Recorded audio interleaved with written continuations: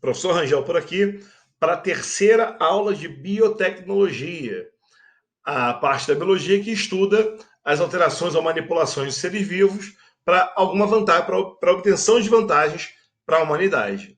Nós, nas aulas anteriores, falamos inicialmente de uma introdução, na aula 1, né? E as ferramentas que são usadas na biotecnologia. Na aula 2, já vieram algumas das tecnologias usadas hoje em dia na biotecnologia moderna para obtenção de algumas vantagens pelo ser humano. E agora, na aula 3, nós vamos falar de mais duas técnicas importantes abessas, que são bastante utilizadas hoje pela humanidade, para que a gente tenha algumas vantagens em produção de produtos ou de bens, ou serviços, etc. Tá bom? Vamos começar agora falando da clonagem. Na verdade, clones, nada mais são do que formação de seres iguais entre si. Quando uma bactéria se divide em duas por mitose, as bactérias formadas são geneticamente idênticas. Então, essa reprodução assexuada de formação de seres iguais por mitose em micro-organismos se chama, é um exemplo de clonagem. Só para a gente começar a ver que clonagem é a formação de seres geneticamente idênticos, beleza? Isso pode ocorrer também com seres pluricelulares, por exemplo. Você pode pegar uma planta, cortar um ramo da planta, se você replantar esse ramo que você cortou, vai gerar uma planta nova em condições ideais. Essa nova planta gerada em condições ideais vai ser um clone da planta original também. Então, clonagem, formação de seres vivos a partir de um outro ser. E esses seres formados são geneticamente idênticos ao original. Só que aí o ser humano começou a tentar fazer clonagem para formar novos seres, o que nós chamamos de clonagem reprodutiva. E o primeiro exemplo lá dos anos 90, não tem como não falar, é a formação da boa e velha ovelha Dolly. A ovelha Dolly, deixa eu buscar aqui o meu marcador mais uma vez, o apontador a laser para ficar mais bonito. A ovelha Dolly, ela é um clone formado a partir de uma outra ovelha matriz da mesma raça dela, porque elas são clones, certo?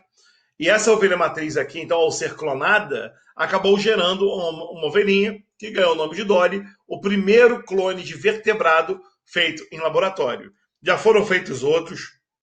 Em 2020, já foram clonados camundongos, cachorros, gatos, primatas, macaquinhos já foram clonados. Nada próximo comprovado de clonagem reprodutiva com o ser humano ainda. Mas com outras espécies animais, a clonagem reprodutiva já foi feita e já tem relato aí. Inclusive a Coreia do Sul, na Coreia do Sul existe uma empresa que clona animais de estimação para que você não perca nunca seu animalzinho do seu lado. A gente sabe que isso aí acaba não sendo uma realidade, porque não é porque o ser é um clone do outro que eles terão, por exemplo, o mesmo temperamento. Irmãos gêmeos uniftelínicos são clones naturais e nem por isso possuem o mesmo temperamento, caráter ou qualquer coisa que ligue à parte psicológica obrigatoriamente.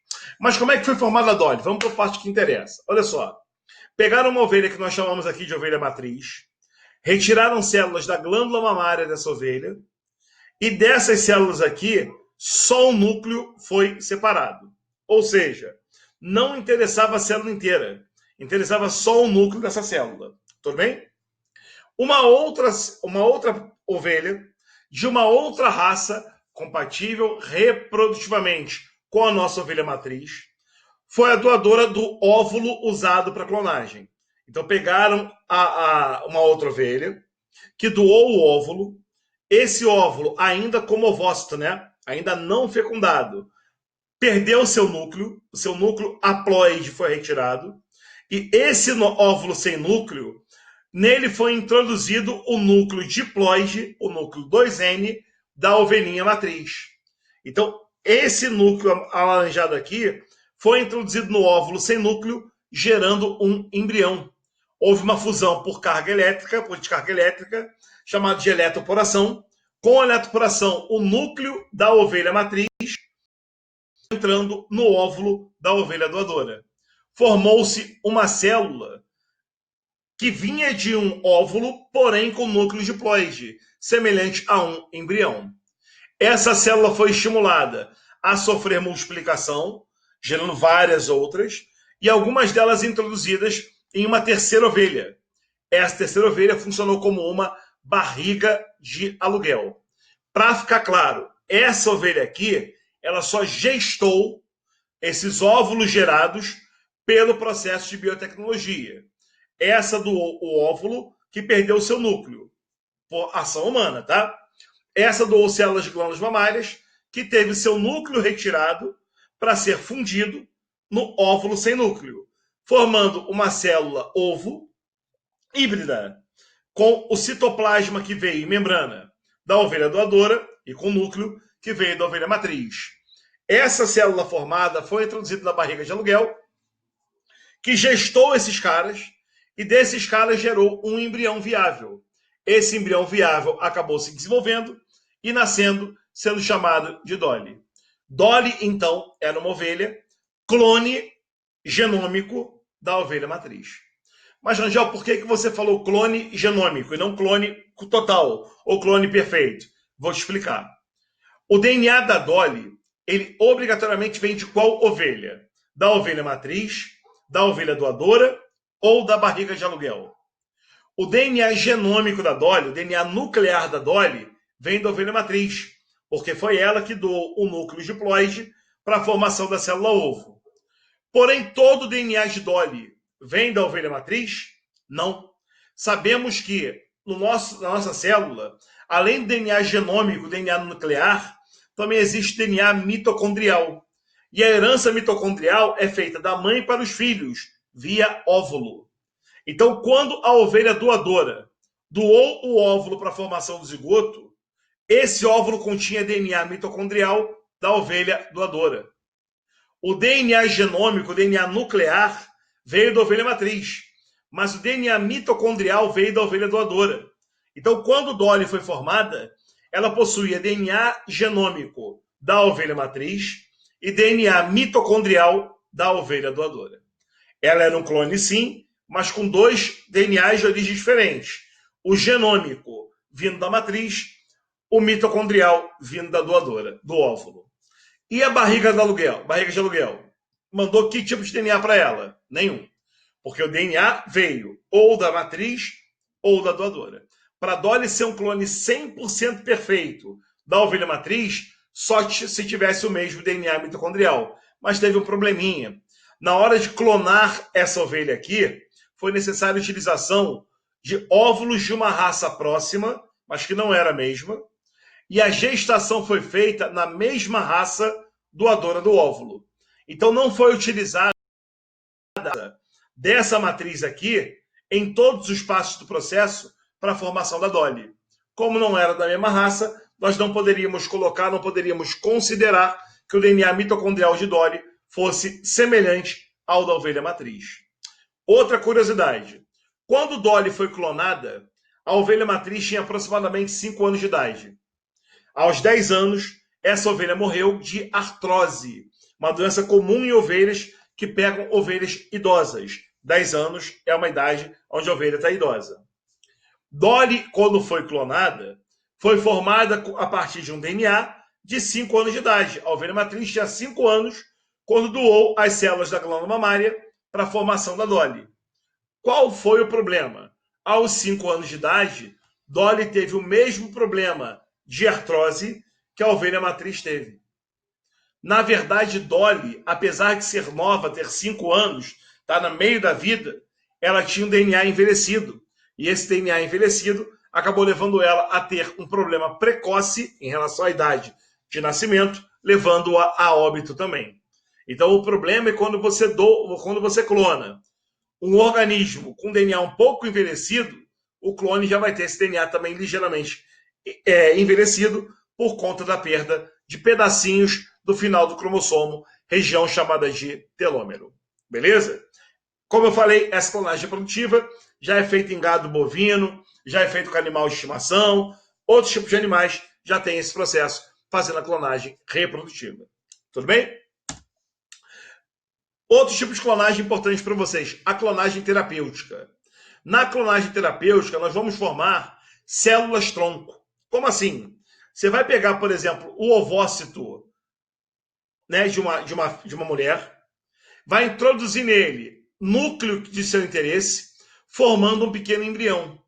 Esse embrião se desenvolve em estágios evolutivos.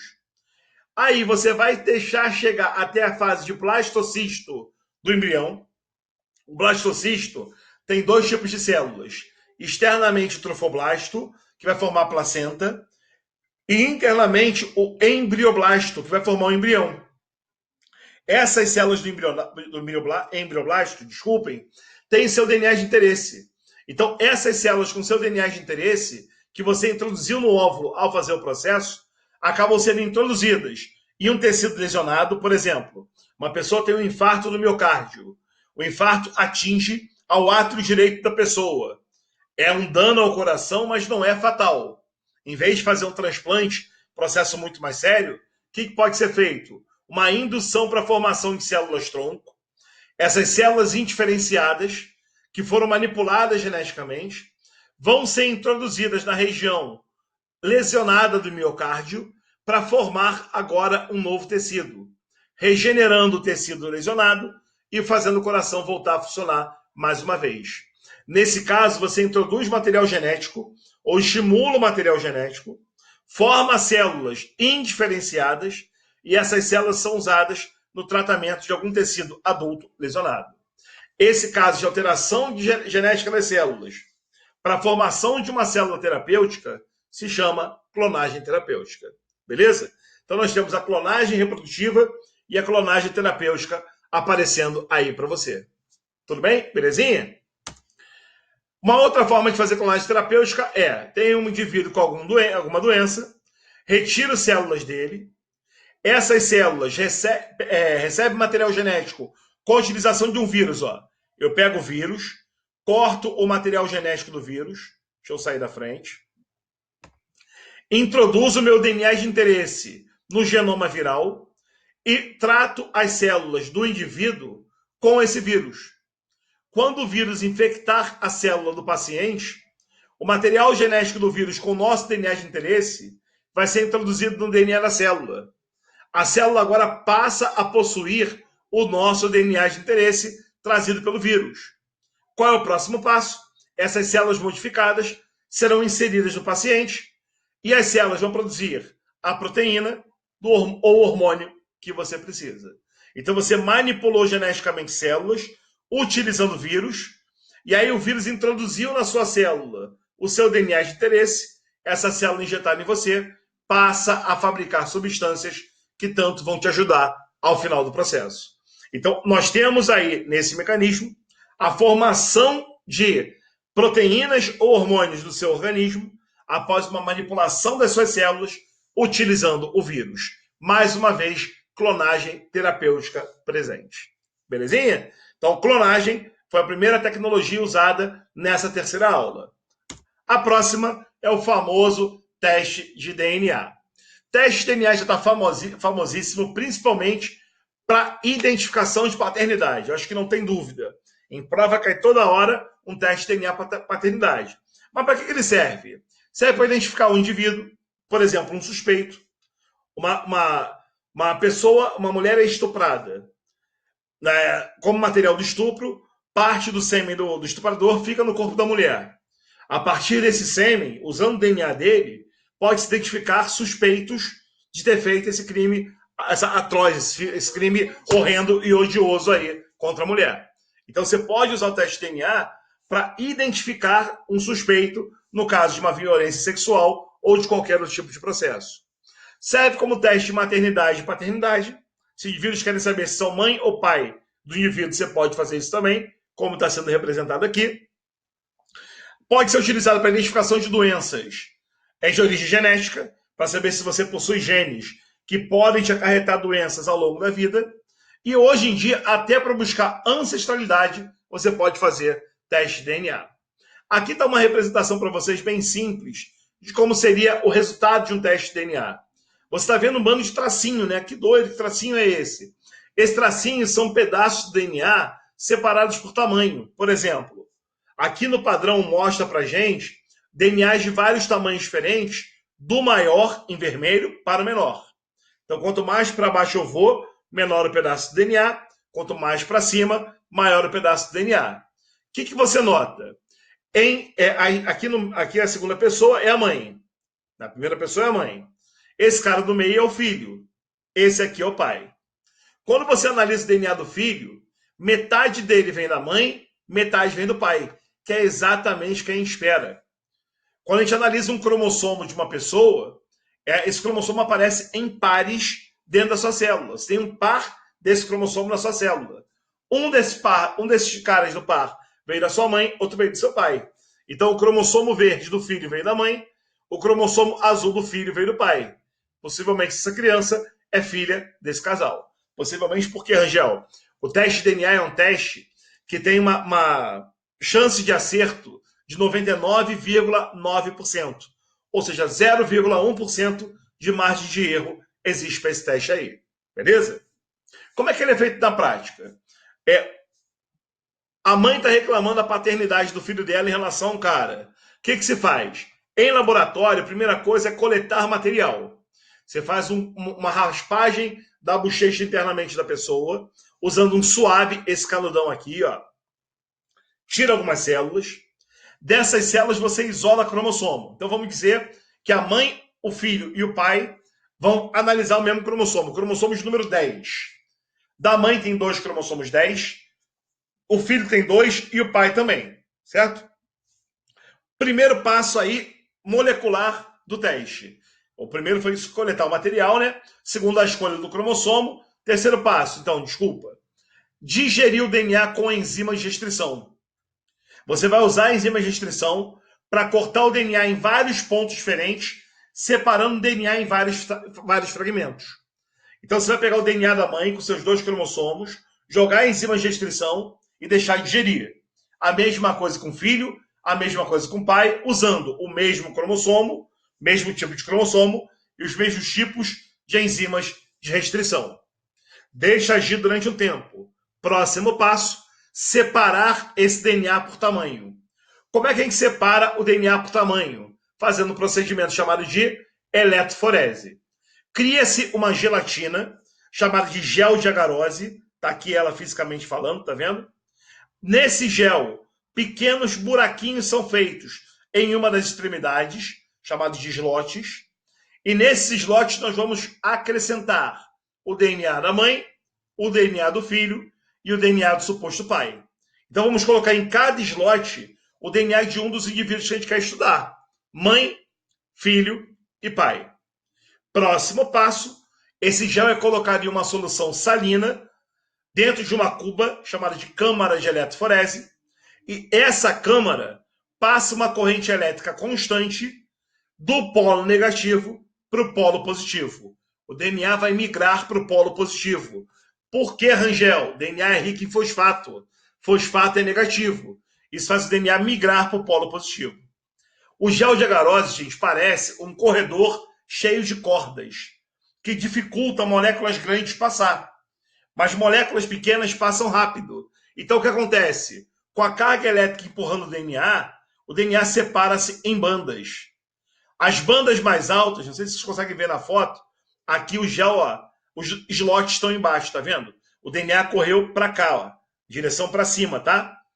Os DNAs de maior tamanho ficam na parte mais alta do gel, os de tamanho menor na parte mais baixa. Essa separação em bandas é que facilita a identificação do DNA do pai, do filho e da mãe. Como assim, Rangel? Só um instantinho. Ó, vamos dar uma olhada nessa questão, depois eu volto daquele slide. Essa questão do Enem PPL de 2017. Ó, o resultado de um teste de DNA para identificar um filho de um casal entre 5 jovens está representado na figura. As barras escuras correspondem aos genes compartilhados. Foi o que eu falei. Ó. Esse DNA da mãe, esse pedaço de DNA é maior que esse, que é maior que esse, que é maior que esse. Tá vendo? Aqui está o suposto pai, né? Aqui está o pai, aqui está a mãe e os 5 possíveis filhos desse casal. Pode ser, por exemplo, um acidente, com 5 óbitos, e querem saber qual dos 5 é filho do casal, se é que algum dos 5 é. Gente, para a criança ser filha do casal, o DNA da criança tem que vir ou do pai ou da mãe. Então, quando você analisa aqui, todos eles têm 4 bandas de DNA. Vou começar pelo último, não, pelo primeiro aqui. Ó. Filho, suposto filho 1. Ele é filho do casal, sim ou não? Não de cara. Por que não? A primeira banda do DNA dele não é compatível nem com a mãe nem com o pai. Ó. nem a mãe nem o pai têm o DNA igual ao desse cara aqui. Então, essa banda prova que ele não é filho do casal, porque essa banda, esse pedaço de DNA não veio nem do pai nem da mãe. Se viesse, eles teriam o DNA igualzinho. O primeiro cara não serve. Vamos ver o segundo? O segundo cara já começou podendo ser filho. Por quê? Tem uma banda de DNA idêntica ao do pai. Tá vendo? Então, esse pedaço de DNA aqui, possivelmente, se ele é filho do casal, veio do pai das crianças. A segunda banda, igual da mãe. Então, possivelmente, se esse cara for filho do casal, essa banda veio da mãe, esse pedaço de DNA veio da mãe para ele. Agora, ele é filho ou não? Não é filho. Porque as duas próximas bandas não vieram nem do pai nem da mãe, estão vendo? Não existe o mesmo DNA no pai nem na mãe. Então, o 2 não pode ser filho desse casal. E o 3? Esse DNA aqui parece que veio da mãe. Esse parece que veio do pai. Esse parece que veio da mãe. E esse parece que veio do pai. Opa! O cara 3 tem o DNA dele. Metade vindo da mãe, a primeira banda. E a terceira, metade vindo do pai. A segunda e a quarta. Exatamente o que nós esperamos. Possivelmente o 3 é o filho desse casal. 4 e 5, será que podem ser filhos? Por que não? Olha a última banda dos dois. Tanto a última banda de 4 como de 5, que tem até o mesmo tamanho, né? Não estão presentes nem no pai, nem na mãe. Por isso, o filho desse casal só pode ser o indivíduo 3, ou seja, o jovem que é filho do casal é o número 3, resposta à letra C. Belezinha? Então, o teste de DNA, gente, é feito dessa forma, tá? Explicando bem de maneira simples, mas aí que vai. E hoje em dia, você pode fazer um teste de DNA pagando alguns dólares por isso. Não de paternidade em si, né?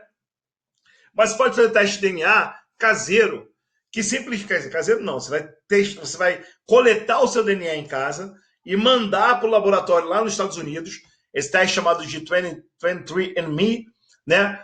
Os 23 cromossomos e eu, que vão identificar características genéticas que você tem, inclusive ancestralidade. Tem que você compra o kit no Mercado Livre. Você consegue comprar esse kit aí, fazer o teste de DNA, na verdade você vai só cuspir no tubinho, preservar a sua saliva, enviar de volta para eles, eles vão analisar o seu DNA e mandar para você características genéticas que você tem, genes que podem ser responsáveis por alguma doença, e inclusive ancestralidade. Quantos por cento de DNA oriundo da Ásia você tem, oriundo da Oceania você tem, de parte da América ou da África ou da Europa você tem. Então, assim, o teste de DNA chegou a um nível popular de você poder testar da sua casa, fazendo o teste, mandando para o laboratório, características genéticas aí para você. Belezinha? Gente, com isso eu termino a terceira parte da aula de biotecnologia, falando do nosso teste de DNA. Foi clonagem e teste de DNA no terceiro segmento da nossa aula de biotecnologia. Tudo bem? Ainda faltam mais segmentos para frente. Da próxima a gente vai pegar a parte mais atual que nós temos em biotecnologia. A edição do DNA no organismo vivo. Beleza? Mas isso fica para a próxima aula, a gente vai ver já. Acompanha comigo aí, por favor. Valeu? Beleza? Bons estudos. Fique com Deus. Até o próximo vídeo.